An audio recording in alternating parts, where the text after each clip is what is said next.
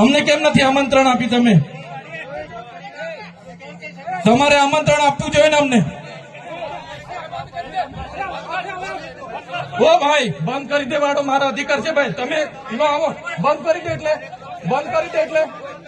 આમંત્રણ કેમ નથી? બંધ કરી દે એટલે બંધ કરી દો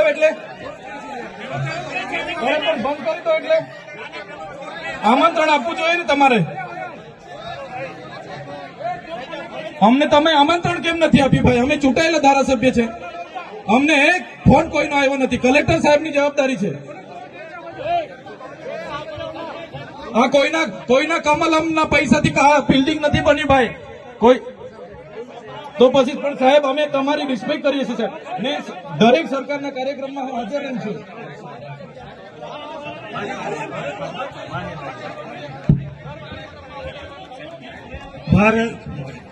ભાઈ ચલો શાંતિથી બેસી જાઓ, બધા બેસી જાઓ. એ ભાઈ બધા બેસી